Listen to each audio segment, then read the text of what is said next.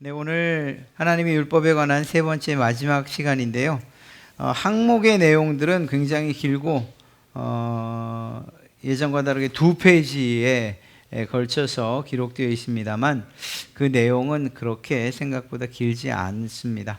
또 오늘 예배 후에 조문을 다녀와야 돼서 생각보다 조금 빠르게 끝날 수 있을지도 모르겠습니다만 어떻게 될지는 또 한번 살펴보면서 은혜의 시간이 되었으면 참 좋겠습니다.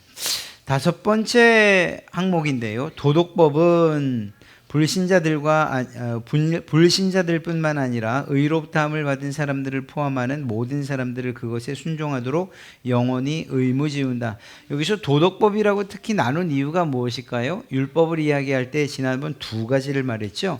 하나는 의식법과 하나는 도덕법이다. 그래서 도덕법은 무엇에 기초한 것인가? 하나님의 성품과 그분의 본성에 기초한, 그래서 율법의 정신과도 같은 것이라고 말씀을 드렸어요. 의식법은 이스라엘 백성들, 그 시대 그 상황에 맞는 이스라엘 백성들에게 주셨던 법들, 예를 들면 정결법이라든가 혹은 여러 가지 제사법이라든가 또 다른 여러 율법들 가운데에서도 광야 시대 그리고 가나안 시대에 알맞는, 그리고 그 당시에 하나님께서 필요로 하다 생각하여 주셨던 법들, 그것을 의식법이라고 말씀드렸어요. 그래서 도덕법과 의식법을 구분했고, 의식법은 예수 그리스도께서 오심으로 말미암아 완전히 성취되어서 이제는 그것을 더 이상 지킬 필요가 없다라고 말씀드렸지만, 율법 가운데에서 도덕법, 즉 하나님께서 그 법을 주신 하나님의 성품과 속성에 관련된 이 도덕법은 마치 법의 정신과도 같아서 여전히 우리가 지켜야 할 그러한 율법의 내용이다, 이렇게 말씀드렸어요. 그리고 이 5항은 이 도덕법을 이야기하고 있는 것입니다. 그리고 그 법 안에 포함되어 있는 내용에 관해서 뿐만 아니라 그것을 주신 창조주 하나님의 권위 때문에 순종해야 하는 것이다. 그리고 그리스도께서는 복음으로 이러한 의무를 전혀 없애지 않고 오히려 더욱 강화시킨다. 무슨 말인가 하면요, 마태복음 5장 17절부터 18절까지 내가 율법이나 선지자를 폐하러 온 줄로 생각하지 말라. 폐하러 온 것이 아니요 완전하게 하려 함이라 라고 예수님께서 이 세상에 오셨을 때 율법에 대해서 오히려 더 강화시키시는 모습을 보게 됩니다. 그런데 우리가 아다시피 초대교회 당시에 바울과 그리고 그가 세웠던 교회, 그 교회 안에서의 가장 큰 문제가 무엇이었는가 하면 율법주의자들과의 부딪힘이었어요. 사도 바울은 율법이 우리를 구원하는 것이 아니다, 오직 예수 그리스도면 충분하다 말하는 반면에 율법주의자들은 무슨 소리냐, 예수 그리스도도 중요하다, 예수로 말미암아 구원받는 건 맞다. 그런데 그 구원이 좀 더 완성되려면, 완전히 성취되려면 율법을 이행해야 된다. 왜? 하나님께서 주신 법 아니냐. 이렇게 이 두 가지가 늘 부딪히는 상황이었습니다. 그리고 결론은, 예루살렘 교회의 결론은 너희가 우리도 능히 지지 못하는 그 멍에를 이방인들에게 지우지 말라라는 것으로서, 즉 다시 말해 우리도 지키지 못하는 율법, 그것을 왜 이방인들에게 지우려 하느냐. 예수 그리스도를 믿는 것만으로 우리의 구원은 확실하다, 그리고 완전하다, 이렇게 이야기를 결론을 내린 것이죠. 그러면서도 야고보 사도는 몇 가지에 대해서는 우리가 율법에 기록된 것들을 잊지 말고 지키자 해서 몇 가지는 또 예외 조항을 두었습니다. 어찌되었거나 예수님께서 내가 율법을 폐하러 온 것이 아니라고 말씀하셨을 때에, 그리고 또 완전하게 하려 함이라고 하실 때에, 이 말씀은 그 율법을 주님께서 다 지키심으로 성취하였다는 그러한 또 다른 의미이기도 합니다. 그래서 예수님은 율법의 모든 의무에서 우리를 해방시킨 것이 아니다라는 거죠. 그러니까 무작위로 야 이제 내가 왔으니까 율법 그거 무시해, 율법 폐기론자의 입장을 취하라는 것이 아닙니다. 우리가 예수님을 믿다 보면은 율법은 옛날 것, 그리고 구약 시대 것, 그리고 하나님과 우리 그리스도인들, 특히 신약 시대의 성도들과 관계 없는 것으로 여기는데 그것은 아니다라는 거예요. 그 가운데에서 그 법의 정신만큼은, 특히 십계명이라고 하는 이러한 율법을 대표하는 그 법에 대해서는 반드시 지키고 또 그것들을 존중해야 된다라는 사실을 이야기하고 있는 것입니다. 둘째 아담으로서 예수님의 의무는 우리를 위해 모든 면에서 율법에 순종하시는 것, 맞죠? 우리 대신 율법에 전적으로 100% 순종하시는 것이었어요. 그리고 그런 점에서 예수님은 율법을 완성하셨다, 성취하셨다, 이렇게 말할 수 있는 거죠. 우리는 무엇을 믿는 겁니까? 예수님께서 그 율법을 성취하셨다는 사실, 그 사실을 믿는 것입니다. 이렇듯 이 율법 가운데에서의 도덕법은 예수 그리스도의 사역으로 말미암아, 구원 사역으로 말미암아 폐기된 것이 아니고 오히려 의롭게 된 성도들에게 일정 부분 구속력을 갖는다. 그러니까 율법은 폐기되거나 우리와 상관없는 것이 아니고 오히려 그 율법에 담아 놓으신 가장 중요한 하나님의 성품과 그리고 본성에 근거한 그 도덕법은 지금 시간이 흘러도 상황이 바뀌고 또 그것을 대하는 사람들과 상관없이, 문화의 차이 상관없이 어떤 다른 조건 하에서도 이 율법의 정신만큼은 변함없이 우리가 존중하고 지켜야 된다라는 거죠. 그리고 그것으로 대표되어지는 십계명에 대해서는 우리가 좀 더 확고하게 그 계명들을 지켜가야 된다라고 이야기하는 것입니다. 그러니까 율법은 우리와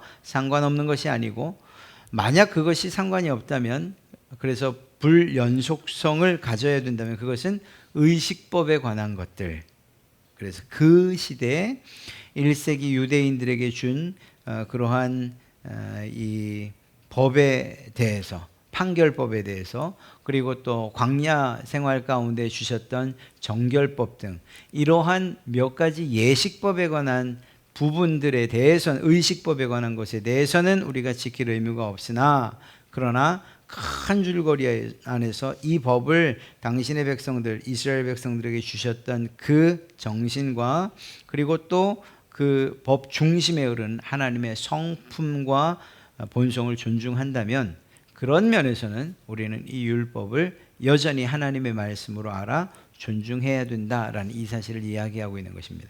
그러니까 우린 율법을 지켜야 돼. 그것도 하나님의 법인 것을. 그러니까 안식일이 어느 날인지 정확히 따져봐야 돼. 토요일이 안식일이지?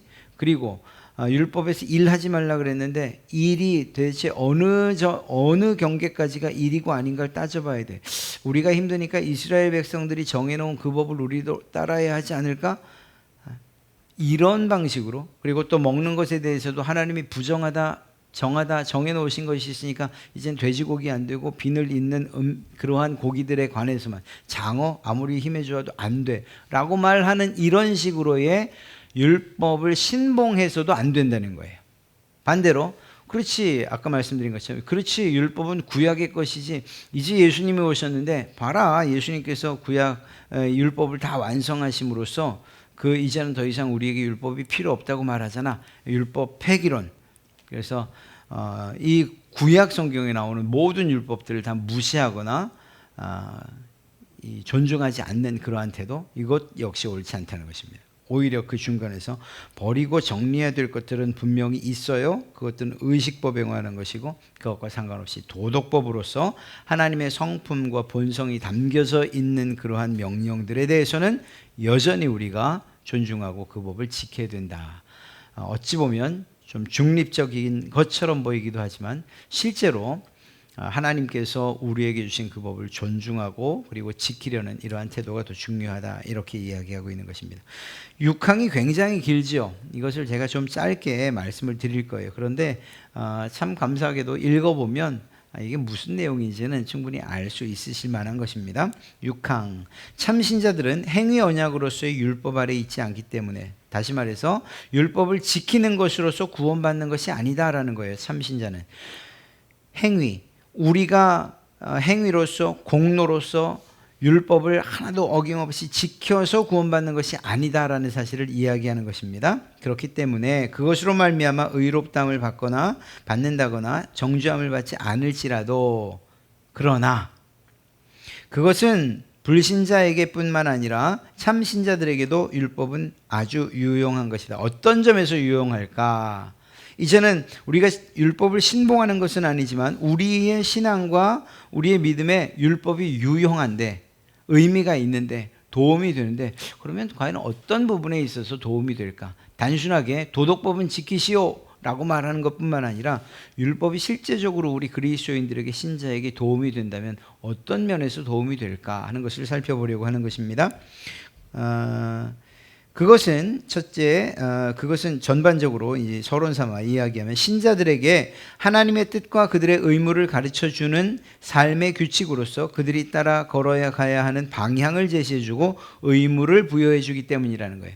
율법이라는 것, 이걸 좀 쉽게 헌법, 우리나라의 법이 있잖아요. 그러면 그게 뭘 말하는 거죠? 대한민국 사람이라면 우리나라에서 정한 헌법과 그 헌법 아래에 있는 여러 가지 법들을 지킴으로써, 아, 우리나라는 자유대한민국이구나, 아, 우리나라는 민주주의 국가구나, 아, 우리나라는 법치 국가구나, 그리고 그 아래서 사는 사람들은 이런 일들을 지킴으로써 나라의 정체성과 방향을 알 수 있구나, 이거죠. 이걸 갖고 말하면 북한이 가지고 있는 법이 어떤지는 정확히 모르지만 아마도 그 법을 읽고 따라가다 보면 공산주의를 신봉하는 자들이 될 거예요. 그렇죠. 그 법이라고 하는 데에는 그 나라가 가야 할 방향과 그 백성들이 바라봐야 되는 그러한 길들이 제시되어 있다는 거죠. 마찬가지예요. 율법이라고 하는 것, 하나님께서 당신의 백성들에게 주셨다는 입장에서 그 법을 살피고 또 그 법을 따르다 보면 하나님께서 이스라엘 백성들에게, 또 하나님의 백성된 여러분과 저에게 주신 우리가 걸어가야 될 길들을 그 법 안에서 보이신다는 거예요. 그리고 우리가 지켜야 하면서 동시에 하나님의 백성으로서 가져야 될 정체성을 그 법 안에서 발견할 수 있게 될 것이다 라는 거예요. 그래서 하나님의 뜻이 무엇인지, 왜 그 뜻이 법 안에 담겨 있을 것이니까 말이에요. 하나님께서 우리에게 부여해 주신 의무가 무엇인지, 명령이 무엇인지, 그것도 역시 법 안에 담겨 있죠. 뿐만 아니라 참 신자들과 백성들에게 또 다른 면에서, 즉 다시 말해 하나님께서 말씀하시는 뜻과 의무뿐만 아니라 우리가 걸어가야 될 방향, 그리고 우리의 정체성, 이러한 것들을 그 법 안에 담아 놓으셨고, 이 율법을 공부하면서 우리는 그것을 깨달을 수 있기 때문이라는 거예요. 율법을 우리가 하나님의 말씀과 너무 동떨어지게 이질감 있게 생각하지 말자 그랬죠. 왜냐하면 그 당시에 하나님의 율법이 무엇이냐? 하나님이 말씀하신 것이었어요. 그러니까 바꿔 말하면 율법은 하나님의 말씀이요 명령이라고 말할 수 있어요. 지금도 마찬가지죠. 하나님이 말씀하셔요. 그것은 우리가 좀 어렵게 생각하면, 한번 이렇게 다른 방향으로 생각하면 하나님께서 우리에게 주신 율법이라고 말할 수 있다는 거예요. 그런 점에서 하나님께서 말씀하시는 이 말씀에는 우리가 어떻게 살아가야 하는가 하는 그 방향성이 늘 제공되고 있다는 거죠. 그러니까 이건 매우 큰 유익이에요. 이 어렵고 힘든 세상 가운데서 내가 어디로 가야 될지 모를 때에, 그때 하나님의 말씀이 우리의 길이 되어주고 등불이 되어주신다는 거죠. 그리고 그 말씀을 좀 어렵게 표현하면 율법인 거죠. 그 율법 안에는 이스라엘 백성들이 하나님의 백성으로서 어떻게 살아야 하는지, 어떻게 살 때 하나님의 백성이라고 말해주는지 하는 정체성이 담겨 있다라는 것을 의미하는 것입니다. 앞서 말씀드렸던 것처럼 자유민주주의 국가의 헌법과 공산주의 국가의 헌법, 그들의 법문을 살피고 그 법을 지키다 보면 한편은 민주주의 국가의 백성이 되고 한편은 공산주의 국가의 백성이 되는 것처럼 자기도 모르게 자연스럽게 하나님의 백성으로서의 바르게 사는 길과 그리고 가야 할 길들을 이 율법 안에 담아 놓으셨다라는 것입니다. 그런 점에서 첫째로 율법은 우리에게 필요하다라는 거예요. 그런데 이걸 좀 세분화시켜서 세 가지로 이제 이야기할 것입니다.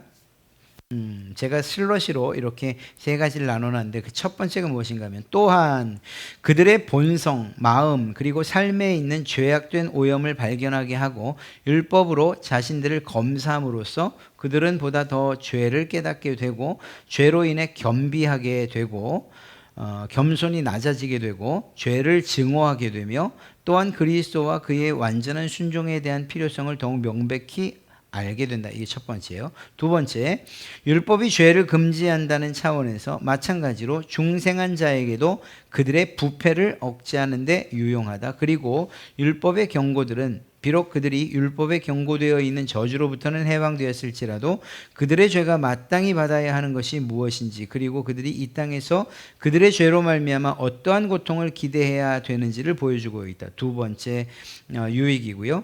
마지막 유익은 역시 마찬가지로 율법의 약속들은 하나님이 율법 순종을 기뻐하시고 율법을 이행할 때 그들이 기대할 수 있는 복이 어떤 것인지를 보여주고 있다.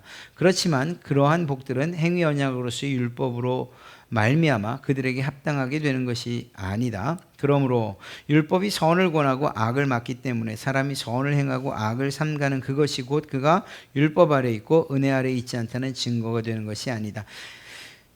저도 어려워요. 그래서 이걸 좀 쉽게 말씀드리면, 자, 율법은 전체적인 의미에서 어떤 점에서 유익한가? 아까 하나님의 백성으로서의 방향성을 제시해 준다라는 면에서 율법은 우리에게 필요해요. 그런데 이 세 가지 좀 더 자세하게 그것들이 우리에게 주는 유익이 무엇이냐? 그것이 이 율법의 용도 혹은 제3 기능이라고 이야기해요. 첫째, 둘째, 셋째 기능과 용도를 가지고 있다 얘기하는데 그것이 무엇이냐? 아래에 있는 거 제가 풀어놓은 부분들을 보시는 것이 더 이해하시기 쉬울 수도 있어요. 보십시오. 율법을 행함으로 구원받을 수 없다. 이건 명백한 진리예요. 그러나 율법은 신자들에게 하나님의 뜻과 그들의 의무를 가르쳐주는 삶의 규칙으로서 마땅히 따라 걸어야 하는 방향을 제시해주고 의무를 부여해준다는 점에서 유용하다. 이건 전반적으로 볼 때.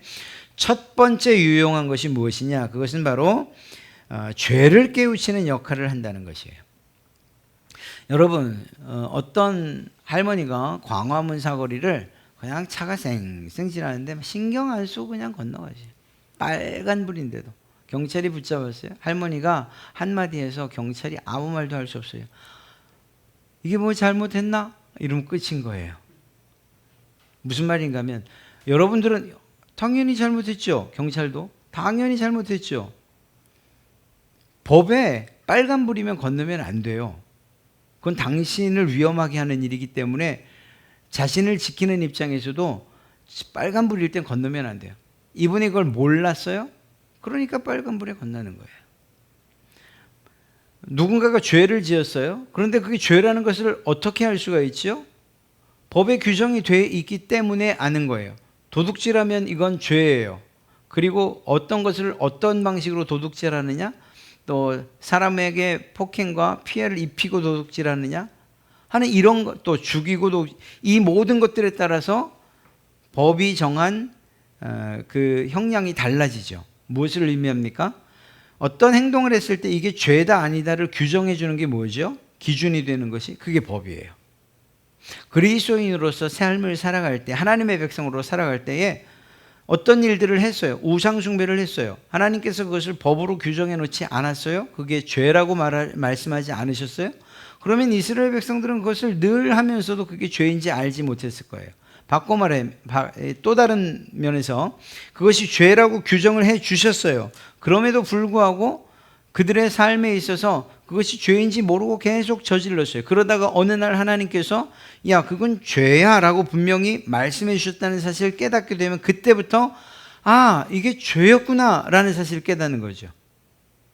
그러니까 우리가 하고 있는 이 일들이나 혹은 삶의 방식들이나 어떤 버릇들이나 습관, 습성 이 모든 것들 가운데에서 죄라는 사실들 그리고 그것이 악이라는 사실들을 깨우치는 역할을 무엇이 하느냐? 율법이 한다라는 것입니다. 이스라엘 백성들의 우상 숭배 아니 가나안 사람들도 다 그렇게 살아가는데요 뭐 라고 핑계댈 수 없는 이유가 무엇이죠? 하나님께서 그것을 죄라고 규정하고 계시기 때문인 거예요. 즉 다시 말해 우리 성도들이나 혹은 우리 신자들이, 하나님의 백성들이 생활을 하고 삶을 살아가고 인생을 살아가면서 내가 죄인 줄 몰랐던 것들을 무엇을 통해 죄라고 깨닫게 되느냐? 바로 이 율법, 하나님의 말씀을 통해서 그건 죄야라는 사실을 깨닫게 된다는 거죠. 이렇듯이 자신들의 죄를 알게 된다는 것이에요. 그렇게 죄라는 사실을 알게 될 때 나중에 하나님 앞에 가서 핑계대지 못하겠죠. 하나님, 나 몰라서 못했어요. 무슨 소리냐? 내가 너한테 알려준 법이 있고 그 법에 그것이 죄라고 규정되어 있고 그것을 내가 너에게 늘 말했는데 죄인 줄 몰랐다니, 이렇게 핑계댈 수 없다는 그런 이유 때문이기도 한데요. 그런데 이러한 상황 가운데에서 좀 더 심화된 이야기를 해보면 사람의 연약함과 그리고 무력함으로 인해서 법을 지킬 수 없게 되고 이로 인해서 인간은 절망하게 되겠죠. 하나님의 진노에 떨게 되고 양심의 끝없는 저주와 가책에 휩싸이게 돼요. 그래서 결론적으로 하나님의 자비를 갈망하게 되는 거예요. 죄를 알고 짓던 알지 못하고 짓던 그것이 죄라는 사실을 깨닫게 됐을 때에는 그 죄를 해결할 수 있는 방법이 무엇이냐를 고민할 수밖에 없고, 그 죄의 해결은 결국 하나님 그분에게서만, 그분을 통해서만 해결될 수 있다는 사실을 깨달아 결국 하나님의 은혜를 갈망하게 된다는 것이죠. 죄가 죄인지 깨닫지 못하면 이런 갈망도 없다는 거예요. 뭘 잘못한지 알아야 말이죠. 아이들을 혼낼 때 제일 답답한 게 뭔지 아십니까? 부모들 눈에는 그것이 분명히 잘못된 일이었어요. 그런데 아이는 자기의 논리와 자기의 생각대로 그건 난 죄라고 생각하지 않아요. 잘못했다고 생각하지 않아요. 이럴 때 이게 사실은 혼내기가 너무 힘들어지는 거예요. 그래서 이제는 엄마랑 한번 아빠랑 우리 좀 써보자. 그래서 첫 번째 이렇게 하면 뭐 용돈을 올려, 이렇게 하면 용돈을 깎고, 이렇게 하면 얼마고, 이렇게 하면 혼나고, 뭐 이런 항목들을 만들었다고 생각해 보십시오. 예전에는 똑같은 일을 했어도 그게 자신이 잘못한 건지 잘한 건지 몰라서 부모가 혼내는 일조차도 힘들었는데, 이제는 그 항목들이 있어요. 그러면 굳이 부모가 간섭하지 않아도 그 일들이 잘한 것인지 잘못한 것인지를 아이가 스스로 알 수가 있죠. 이런 개념에서 율법을 좀 이해하시면 좋겠어요. 하나님의 법, 그 하나님의 법이 어떤 점에서 유익하냐, 이젠 더 이상 필요 없는 율법 아니냐가 아니라 하나님의 법이 어떤 점에서 내가 죄인이라는 것을 깨닫게 해주는구나. 내가 이 죄인이라는 것을 깨달을 뿐만 아니라 이 죄를 내가 스스로 해결할 수 없다는 사실도 깨닫게 해주는구나. 그래서 어떻게 돼요? 하나님의 은혜를 더 갈망하게 해주는구나. 그래서 하나님과의 관계를 더 가까이 해주는 이러한 유익이 율법 안에 있다는 것입니다. 죄를 깨닫는 것이 중요하잖아요. 회개의 시작이 무엇입니까? 돌아서는 것이 회개이지만 그러나 깨닫는 게 회개의 시작이에요. 집 나갔던 둘째 그 탕자가 아버지께로 돌아가자, 자기가 지금 했던 이 일들이 옳지 않다는 것을 깨닫는 그 순간, 그것이 회개의 시작인 거예요. 즉 하나님께서 이 말씀을 통해서, 율법을 통해서 내가 생각하는 것이나 내가 짓는 것이 죄라고 규정해 주실 때, 그리고 그것을 깨달을 때, 그때가 비로소 하나님께로 돌아가는 시작점이 된다는 거예요. 그러니 율법이 우리에게 얼마나 유익하냐는 것입니다. 여러분, 법이 우리를 통제한다고요? 여기에 계신 분들은 법이 어떤 법이 있는지도 알지 못할 거예요. 왜? 그냥 법을 너무 잘 지키고 살아가고 계시니까 말이에요. 우리가 하나님의 율법, 또 하나님의 말씀 잘 지켜 살아갈 땐 그 법이 우리에게 필요한지 아닌지도 잘 몰라요. 그런데 그 경계선을 넘어서 그 법이 정하는 바 죄라고 하는 데에 우리가 이르르게 되면 이것이 우리가 더 이상 넘어가서는 안 되는 선이구나라는 것을 깨닫는 것과 동시에 그 죄를 지었을 때 그 해결이 결국 하나님에게 있다는 사실을 알고 하나님께 간구하고 또 그분의 도우심을 구하게 된다는 거죠. 그러니까 그런 점에서 우리의 죄를 깨닫게 하는 것, 깨우치게 하는 이러한 역할들을 율법이 하고 있다는 것입니다. 이것이 첫 번째 용도예요. 두 번째는요, 우리의 양심과 함께 사람들이 지독하게 타락하는 것을 막는 역할을 하고 있다는 거예요. 무슨 말일까요? 사람은 이 우리의 양심, 그리고 더욱 타락한 양심으로 인해서 우리의 삶을 스스로 조정할 수 없는 그러한 자들이에요. 그래서 우리가 짓는 죄는 끝이 없고 한계가 없어요. 마치 어느 정도 죄를 지으면 이제 멈출 것 같은데 그 죄의 속성 자체가 마치 늪과도 같아서 더 깊은 데로 그를 끌고 들어가요. 이러한 때에 그 율법을 통해서 우리는 어떤 유익을 얻을 수 있는가? 이런 늪과도 같은, 그래서 지독하게 타락하는 일은 막아준다는 거예요, 율법이. 왜? 죄를 깨닫게 하는 이러한 일들을 통해서 우리가 어떻게 살아야 하는가 하는 기준들을 우리에게 제시해 주는 것을 통해서, 그리고 그 지독한 타락이 주는 처참함과 비참함을 우리에게 아주 분명하게 보여주기 때문에, 그래서 더 타락하는 것들을 막아주는, 더 부패하는 것들을 막아주는 이 율법의 용도, 이것을 제2 용도라고 이야기합니다. 그러니까 사람들이 더 극악하게 되지 못하도록 더 큰 죄악들로 함몰되어 자신의 모든 삶을 망치는 일이 없도록 이 율법이 막아준다. 그러니까 죄를 깨닫게 하는 것, 첫 번째. 두 번째는 그 죄를 억제해주는 그러한 용도, 두 번째. 그 다음에 마지막 세 번째 용도가 무엇이냐, 용법이 무엇이냐,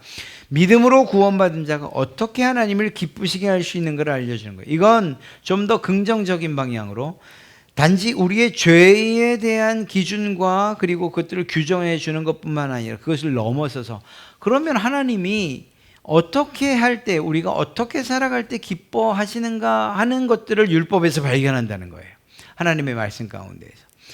예를 들면 자녀들이 부모를 기쁘게 한다라고 하는 것, 그건 무엇이죠? 부모의 마음을 헤아리고 그가 내게 무엇을 원하는 것을 알아서 그 일들을 해내는 거예요. 그것이 어떤 면에서는 용돈을 위해서건 아니면 자기의 어떤 이 이익을 좀 챙기기 위해서든, 그건 좀 차치하고 그냥 부모가 무엇을 원하는가 하는 것들을 알아서 스스로 할 수 있는 거죠. 그리고 그렇게 할 때 부모가 기뻐한다는 것을 아는 거예요. 이 율법을 통해서 우리는 무엇을 할 수 있는가? 하나님의 말씀을 쭉 읽다 보면, 하나님이 이거 하지 말라 그랬지, 저거 하지 말라 그랬지, 이거 금지하셨고 저거는 금하셨지, 이런 것들만 보는 것이 아니라 그것을 좀 뛰어넘어서 하나님이 이렇게 하실 때 기뻐하시는구나, 하나님이 이것을 좋아하시는구나, 하나님이 이것을 바라시는구나 하는 것들도 율법에서 발견하게 되는 거죠. 그래서 그 부분들을 더 많이, 그리고 더 활발하게 우리의 삶 가운데서 구현해내는 거예요. 그래서 하나님이 기뻐하시는 일들을 이 율법을 통해서 발견하게 된다는 것입니다. 우리가 지향해야 될 바는 바로 이거예요. 단순하게 그냥 그 율법이 정하는 죄의 경계선에서 이걸 닿을까 말까 이렇게 위태위태하게 불안하게 살 것이 아니고, 오히려 그것이 아니라 그것과는 상관없는 오히려 반대적인 면에서 하나님이 기뻐하시는 일들이 무엇인가를 이루면서 살아가는 것, 그리고 그것이 무엇인가를 알려주는 것이 바로 율법이다, 하나님의 말씀이다 하는 거예요. 우리가 어떻게 살아야 될지 하는 것을 이 율법을 통해서 알 수 있죠. 그리고 대부분 이때에 이 율법의 제3기능, 세 가지 기능을 이야기할 때는 십계명을 기준으로 해요. 그러면 십계명을 보십시오. 십계명을 보면 우리가 어떤 일들을 할 때 도적질을 하면 그건 죄입니다라고 규정하고 있죠. 이걸 바꿔 역으로 이해하면 도적질을 하지 않고 오히려 다른 사람들에게 유익을 주며 살면 하나님이 기뻐하십니다. 그렇구나. 우상을 만들고 숭배하면 그것은 하나님께서 기뻐하지 않는 죄입니다. 그러면 그래, 우상 만들지 않는 수준에서 요건 우상일까 말까 하면서 그렇게 위태위태하게 살아갈 것이 아니고, 우상을 철저히 배격하고 오히려 우리 안에 있었던 우상들을 끄집어내서 그것들을 부수며 하나님께서 기뻐하시는, 그래서 하나님만을 존중하고 그분만을 기뻐하는, 그리고 그분만을 경배하는 삶을 살아요. 그렇게 해서 하나님을 기쁘시게 해드릴 수 있는 건 무엇이냐? 이 율법의 용도라는 거예요. 이 십계명을 가만히 살피면 그냥 어떻게 하면 그 죄의 경계에서 요 정도면 괜찮을까 이러면서 아슬아슬하게 죄의 경계를 살아가는 것, 그것이 아니고 오히려 그것과는 반대의 개념에서 하나님이 기뻐하시는 일이 무엇인지를 우리가 충분히 발견할 수 있다는 거죠. 그런 점에서 이 율법의 세 가지 용도, 용법, 기능, 이것들은 우리가 하나님 백성으로서 어떻게 살아가야 하는가, 그리고 어떻게 살아갈 때 하나님이 기뻐하시는가를 우리에게 더 잘 보여주고 있다, 이렇게 이야기할 수 있습니다. 일곱 번째 마지막 항목인데요, 앞서 언급된 율법의 용도는 복음의 은혜에 반대되는 것이 아니다라는 거예요. 오히려 그것을 감미롭게 따른다. 그리스도의 영은 사람의 의지를 누그러뜨려서 율법에 계시된 하나님의 뜻을 이루는 데 필요한 일을 자유롭고 기쁜 마음으로 행할 수 있게 해준다. 무슨 말입니까? 시편 119편을 보면 이 시편 기자는 자신이 하나님의 율법을 사랑합니다. 하나님의 율법은 정말 보석과도 같습니다. 그것보다 귀하고 꿀보다 더 답니다 라고 말하고 있잖아요. 이것이 단순하게 그냥 시적으로 표현한 것이 아니라는 것이죠. 우리가 하나님의 말씀을 그렇게 대해야 하고 또 그렇게 감미롭게 느낄 수 있어야 된다는 거예요. 여러분 정말 희한하죠. 율법 그러면 굉장히 딱딱하고 또 아주 엄정하고 차가울 것 같은데 하나님의 율법을 그렇게 대하지 말자라고 하는 거예요. 우리의 믿음의 이 선배들은 율법을 그렇게 대하지 않았다, 그리고 그렇게 대해서는 안 된다라고 고백하고 있는 거죠. 하나님의 율법은 그 율법을 우리에게 주신 하나님의 그 사랑만큼 달콤하고 또 그 은혜만큼 풍성하고, 그리고 결과적으로 그 하나님의 법을 따라서 우리는 우리의 삶에 하나님이 주시는 그 은혜와 복을 풍성하게 오히려 누리게 될 것이다, 이렇게 약속해 주고 있는 것입니다. 그러니까 율법 혹은 하나님의 명령, 이것이 세상에서 듣던 것처럼 법, 명령, 기준, 뭐 또 그것들에 대한 형벌, 또 보상, 이렇게 딱딱한 말들이 아니고 오히려 하나님께서 그것을 주신 하나님의 마음을 생각한다면 우리가 그것을 좀 더 부드럽게 대할 수 있을 것이다 라는 것입니다. 이 율법과 은혜를 서로 나눠서 생각하지 말라는 거예요. 물론 율법을 통해서 구원의 관점에서는 율법으로는 구원받을 수 없어요. 은혜로 우리는 구원받을 수 있어요. 이 점에 있어서는 완전히 분명하고 확연하게 다른 점이지만, 그러나 이것이 서로 분리되는 것은 아니라는 것입니다. 그리스도인은 하나님을 사랑하는 만큼 하나님의 말씀을 그렇죠, 사랑해야 되는 거예요. 그리고 또 그분의 율법을 사랑해야 되는 거예요. 그래서 그런 점에서 은혜는 율법을 따르고 있고 율법은 은혜를 따르고 있고 서로 뗄래야 뗄 수 없는 그러한 관계에 있는 것이라는 거예요. 근데 그럴 수밖에 없어요. 이 율법을 주신 것도 하나님의 사랑으로 기인해서 그 사랑으로 말미암아 우리에게 주어진 것이고, 은혜도 즉 예수 그리스도를 우리에게 주심도 하나님의 사랑 때문에 예수 그리스도를 우리에게 주신 것이니까 이 율법과 그리고 이 은혜는 서로 분리될 수 없는, 오히려 서로를 보완해 주는 것이라는 사실들을 알아야 됩니다. 하나님은 자신의 율법이 그가 우리에게 걸어가기를 원하는 곳을 우리에게 보여줄 것이라고 말씀하는 거예요. 아까 말씀드렸죠.